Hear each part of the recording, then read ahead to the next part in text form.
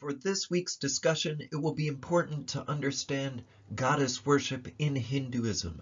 Therefore, we're going to continue to examine and refresh the topic of the worship of Devi, the Sanskrit word for goddess, the masculine form of which, of course, is Deva.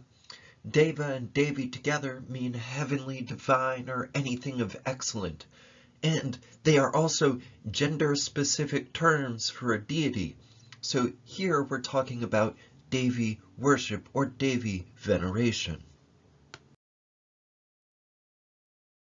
The concept of reverence for the goddesses appears in the Vedic period, being around the 3rd millennium before the Common Era. There are numerous Vedic cosmic goddesses such as Parvati or power, Prithvi or earth, Aditi or cosmic moral order, Vak sound, Nriti or destruction, Nrati or night, Aryani or forest, as well as bounty goddesses such as Dishana, Raka, Paramdi, Parendi, Bharati, Mahi, and numerous others mentioned in the Rig Veda. You might note that some of these, such as Parvati, remain prominent in later Puranic and post-Puranic Hindu forms, whereas others, such as Vak or sound, are not mentioned so much. Goddesses such as Lakshmi, Parvati, Durga, Saraswati, Sita, Radha, and Kali have continued to be revered through the modern and into the contemporary historical epochs. The medieval era Puranas witness a major expansion of the mythology and literature associated with Devi, with texts such as the Devi Matmya, wherein the Devi manifests as the ultimate truth and the supreme power of all the cosmos. Devi is also inspired Shaktism, the tradition of Hinduism or the stream of Hinduism specifically focused on Shakti or the power of the feminine. However, Devi is viewed as central to Hindu traditions of Shaivism as well because, of course, Shaiva has the consort as well. And you also see some notions of Devi being prominent in Vaishnavism where consorts are mentioned.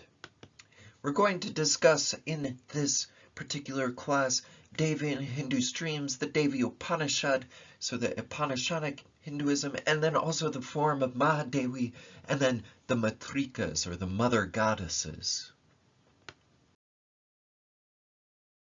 Given all of the corpus of Hindu texts and all of the scholarly literature on Hindu studies, goddesses do not appear to be as frequently discussed as devas. That being said, Parvati does appear in a late Vedic period text and appears to be pre-Buddhist, but verses dedicated to her do not suggest that her characteristics were fully developed in the Vedic era. Rather, we see this as a period where you have sort of early concepts of Parvati, and then the concepts of Parvati sort of blossom in the Puranic era. This being said, by the time we have Puranic Hinduism, there is clearly a manifestation of Devi as a notion of supreme power, being unified with the concept of the Shakta tradition or Shakti tradition. In the Smarta tradition, she is one of the 5 primary forms of Brahman that is revered. In other Hindu traditions, Devi embodies the active energy and the power of Deva, and they are always appearing together, complementing one another.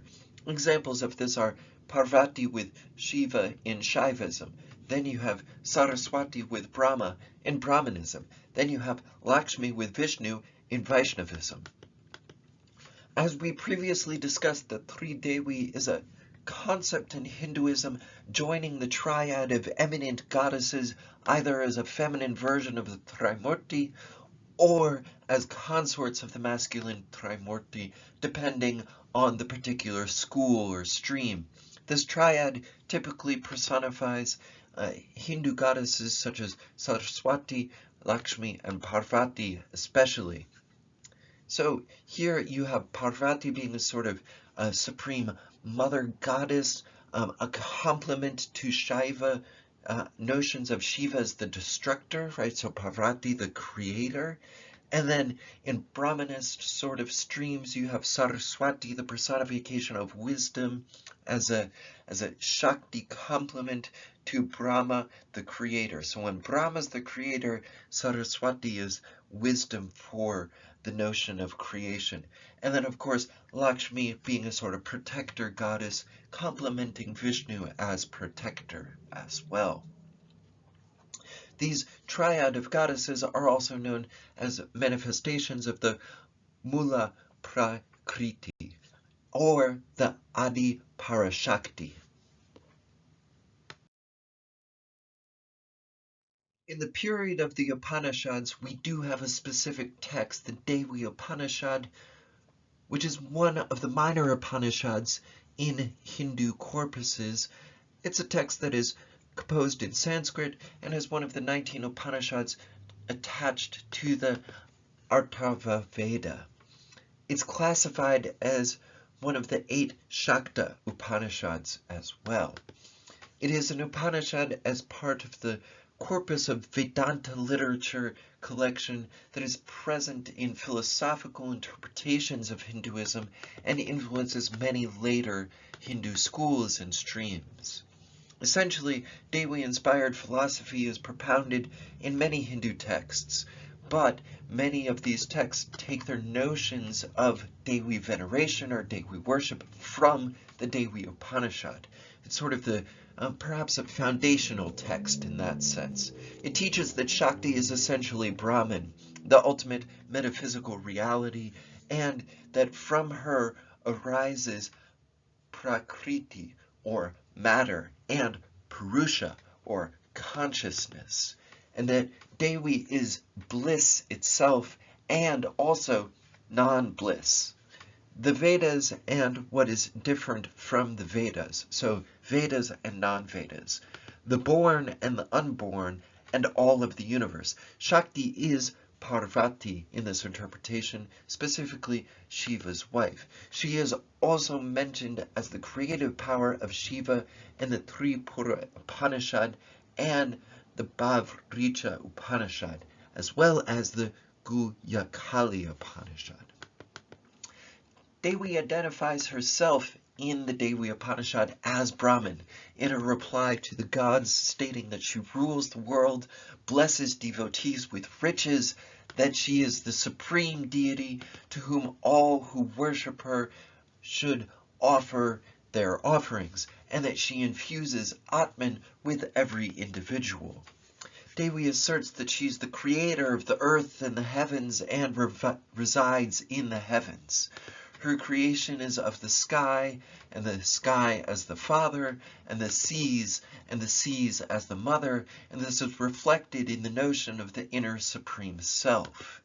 Her creations are not prompted by any higher being or deva. She basically is self-creating in this sense, and she resides in all of her creations, so she permeates all existence. She is, states Devi, the eternal and infinite consciousness engulfing the heavens and the earth, all forms of bliss and non-bliss, knowledge and ignorance, Brahman and non-Brahman. Now, the tantric aspect of Devi in the Devi Upanishad, at least according to June McDaniel, who's a prominent scholar of Hinduism, is the usage of terms such as yantra, bindu, bija, mantra, shakti, and chakra. So, just to delve into this a little bit, in Hindu metaphysics, Bindu is considered the point at which creation begins and may become unity. Bindu is also described as the sacred symbol of the cosmos in its unmanifested state. Bindu is the point around which the mandala of the cosmos is created, where the mandala represents the entirety of the universe. Bindu is often merged with bija, or the seed, and ova, and Yoga Chudamani Upanishad texts articulate that Bindu is a duality, with white Bindu representing Shukla, or pureness, and red Bindu representing Maharaj, or mastery. So white Bindu resides in the Bindu Visarga, and is related to Shiva and the moon, while the red Bindu resides in the Muladhara chakra and is related to Shakti and the sun. So you have the moon and the sun being sort of representative of masculine and feminine aspects of the cosmos in this sense. In yoga, the union of these two parts results in the ascension of Kundalini to the Sarasraha. As part of yoga and tantra, there exists a sort of notion that there are psychic chakras in the human body. These are believed to be 7 major chakras. So you have to arrange them vertically along the axial channel or the spine, the Sushumna Nadi. They begin from the Muladhara and end in the Sahasrara. Each of these chakras are presided over by 6 yoginis or goddesses. Here on the left-hand side of the slide, you have a cloth painting of Devi with the superimposed yogini chakra, or the wheel of the 64 yoginis. It's from Rajasthan in the 17th century, but the image places the yoginis as an aspect of Devi. This is just to say, while we previously discussed Devi worship and veneration, and also Tantrism within the context of yoga, this has a certain prominence as well. In the 6th century of the Common Era, when Devi Mahatmya came into practice, there is a growth, it seems, of texts that refer to the name Devi or Mahadevi, specifically the great goddess. And you have evidence of Mahadevi showing up in temples as well. And there's a prominence, a growth of the prominence of this particular representation of one female goddess to encompass the discrete goddesses like Devi, Lakshmi, Parvati, and so forth. In Hindu mythology, Devi and Deva are usually paired and complemented and go together, but typically shown as equal, although Devi is sometimes shown in a smaller or subordinate role, sometimes on the lap of Deva and so forth. You also have the notion from the Devi Mahatmya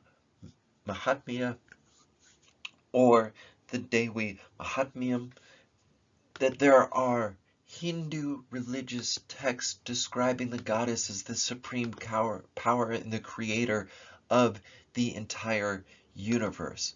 So this text is part of a larger series of Puranic texts.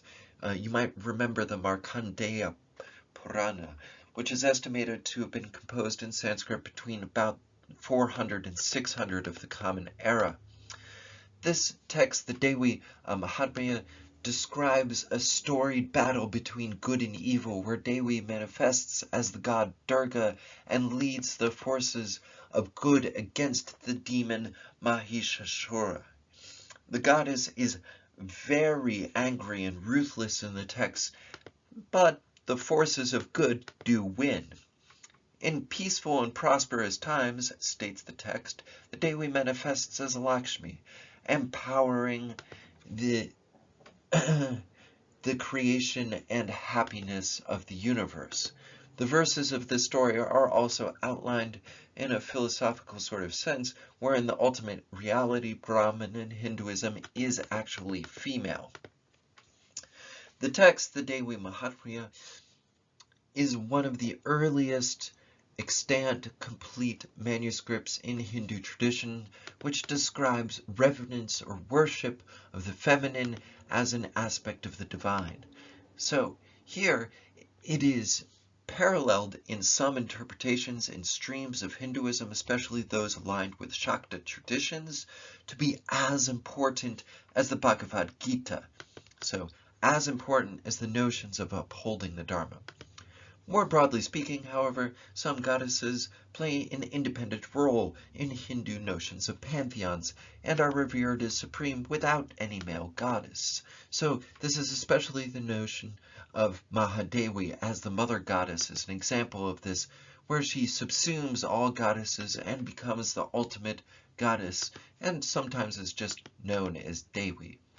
But there's also many sort of traditions where Dewi is just labeled as Lakshmi or labeled as Mahadevi. So when she is portrayed as Lakshmi, she's often portrayed as seated on a lotus. Matrikas, that is mothers, are 7 or 8 female divinities which are depicted usually as a group that are forms of Parvati or Parvati. They are Brahmani, Vaishnavi, Maheshwari, Indrani, Kamari, Varahi, and Chamundi, or Narasimhi. You might notice that these are feminine versions of forms where we had A as ending, so Brahmana, and then you've just transformed the spelling into an I, Brahmani, and that means it's automatically female or a female aspect. But Brahmani is very important, or Brahmi is very important because she is one of the Sapta Matrika, or 7 mother goddesses who are called Matrikas, but she's understood more as a form of Saraswati and considered the Shakti of the creator god Brahma in Hinduism. In another example, Varahi, this portrayal being from 14th century Nepal on the left, one of these matrikas has a boar form. She wields a chakra or discus and fights with a sword. After a battle, she's described in the scripture as being participatory in leading the matrikas in a dance where they get drunk on the blood of their victims. Varahi is worshipped by 3 practices of Hinduism: Shaivism, devotees of Shiva; Vaishnavism, devotees of Vishnu; and especially Shaktism, or the goddess worship tradition. She is usually worshipped at night using secretive Vam, Mam, Marga tantric practices. So Vama Marga tantric practices include blending sometimes of, let's say, esoteric notions of Hinduism to unlock higher forms of knowledge, practices that would be viewed as heteroprax perhaps by the majority of Hindu streams. The Buddhist goddesses Vajra, Varahi, and Marichi have their origins in the Hindu goddess Varahi as well. In the Devi Purana, we have a sort of paradoxical discussion which calls Varahi the mother of Varaha, so Varaha Janani, as well as Kritanta Tanu Sambhava. And then Varahi emerges from Kritanta Tanu. So Kritanta Tanu means death personified and could be attributed to Varaha or a direct reference to Yama, the god of death. So, in other words, the female aspect or the female goddess is emerging directly from this esoteric concept of death personified in order to create the specific aspect of death. Meditate on that for a moment. The female goddess is emerging from the universal concept to create the specific manifestations of the universal concept, to break it down a little bit more clearly. Elsewhere in scripture, Varahi is called Vaivasvati and described as engrossed in drinking from a skull cup, which you see her holding in this Nepalese portrayal. Pala, a famous scholar of Hinduism, theorizes that the name Vaivasvati means that Varahi is clearly identified with Yami, the Shakti of Yama. So, in other words, it's not from Yama that this Shakti Varahi emerges, but it's actually from Yami, who is also known as Vivasvan. Moreover, Varahi holds a staff and frequently rides a buffalo, both of which are attributes of Yama. All of the matrikas are described as having some form of the gods that they are Shaktis of. The matrikas concept are important, especially in the tantric traditions of Hinduism that we previously discussed.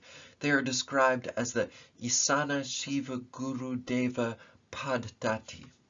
So, say that 3 times fast. Isana Shiva Guru Deva Paddhati. Isana Shiva Guru Deva Paddhati. Isana Shiva Guru Deva Paddhati. Just to review. They are creations to facilitate Lord Shiva in his facing off with his adversary Adakashura. So he's facing off with this Ashura, this demon adversary, in a battle. All the matrikas are depicted as sitting in a reclined position, the Litasana, which you can see with Varahi here on the left-hand side, but this sort of half-lotus position. And they're usually bedecked with heavy jewelry as well. We're going to close here with a discussion of the river goddess Ganga, or the Ganges, who's worshipped in Hinduism as the goddess of purification and forgiveness, known by many names and often portrayed on the mystical creature of the Makara on the lower left-hand side of the slide. And you will note that the Makara is actually very similar to these frequently termed dragon boats, but are probably better described as Makara boats from Cambodia on the top left. We'll get to that soon. Some of the earliest mentions of the Ganges are found in the Rig Veda, and her stories mainly appear, however, in post-Vedic texts, such as the Ramayana, Mahabharata, and the Puranas. She's described as the firstborn of Himavat, the god of the Himalayas, although she's also mentioned as originating from the preserver god Vishnu in other texts. Her descent to earth is described as an act of the royal sage Bhagirath, as aided by the god Shiva. In the epic of the Mahabharata, Ganga is the mother of the warrior Bhishma from the Kuru king Shantanu. In Hinduism, Ganga is seen as the mother to humanity. Pilgrims might immerse the ashes of their kin in the river Ganges, which is considered by them to bring the Atman closer to moksha, so a liberation from samsara in this sense. You also have festivals like Ganga Dussehra and the Ganga Jayanti, which are celebrated in her honor in several sacred places along the banks of the Ganges River, including Gangotri, Haridwar, Allahabad, Varanasi, Kalighat, as well in Kolkata. Alongside Gautama Buddha, Ganga, or the Ganges, is also worshipped in Southeast Asian Buddhist contexts, so especially during the Loy Krathong festival in Thailand. Many Thais use the Krathong to thank the goddess of water, Prame Kongka. This festival can see its origins in the worship of the goddess in South Asia, the worship of the goddess Ganges in South Asia, as well as in the pre-Buddhist Dvaravati culture of what is now mainland Myanmar and Thailand. This is not to say that Dvaravati was not also Buddhist. It was, but the pre-Buddhist and Hindu sections of Dvaravati also venerated the Ganges. But by the time we get to Southeast Asia in the early modern period, the distinctions between Hinduism and Buddhism are not so clear. In contemporary Thailand, however, there is certainly an understanding that this is a Theravada Buddhist country.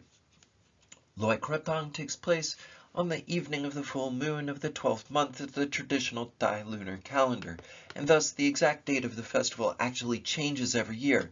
But to give you some point of reference, in Chiang Mai in 2018, off the top of my head, I believe the dates were the 21st and the 23rd of November. So, there is also a parallel festival, Bon Om Tok, or the boat racing festival, Tok being a word for water here and Bon being the word for festival, but the boat racing festival in Cambodian context, which is a Cambodian water and moon festival, which usually occurs in late October and November. It marks the reversal of the flow of the Tonle Sap River, but it's usually characterized by these dragon boat races similar to Chinese dragon boat races. But here you have Laum, the Chinese dragon, actually being blended with Makara, and you can see this clearly in those boats again. There's also dragon boat races or boat races in Vietnamese contexts as well, where they're more clearly influenced by Chinese traditions. But this is much more blended with Chinese traditions on one side and then Hindu traditions on the other side, making up these Makara boats. Visitors from every town and province in Cambodia traveled to Phnom Penh to watch the boat races along the Sisawat Kwai riverfront and visit the illuminated floating royal barges and watch fireworks get shot off and attend free concerts of Cambodian rock and roll, pop music, hip hop, and rap, as well as maybe a little bit of more contemporary blending of all of those genres, which take place well into the next morning over the course of 3 days of partying during the transition of the end of the country's rainy season. This festival and ceremony attracts several million people each year from outside of the country in the Cambodian diaspora, international tourists, folks from other Southeast Asian countries, folks visit from South Asia, folks visit from East Asia. It's really an international celebration by this point. Now, Cambodian royal and religious contexts are well known for their floral names. So I do want to describe to you the official name of the festival just to give you a sense here. So, you ready for this? Priya Rich Priti Bong Ontok Bontia Pratib Ompok Ning Sapia Priya K. The Royal Boat Racing Festival, lanterns floating, and taste of the ambok, as well as the worship of the moon. So once again, it's Priya Richia Priti Bak Ontok Pontia Pratib Ambok Ning Sampia Priya K. Quite a mouthful, but you could use Bong Omtok for short. Note here that in the portrayals, what you're seeing on one side here in Thailand, you've got floating of candles, which might be reminiscent of some other Hindu ceremonies you know. You've got the makara, which appears in the boats in the Cambodian context. But for your post, think back about all of the contexts of goddess worship and just note something that was surprising or seemed particularly important to you.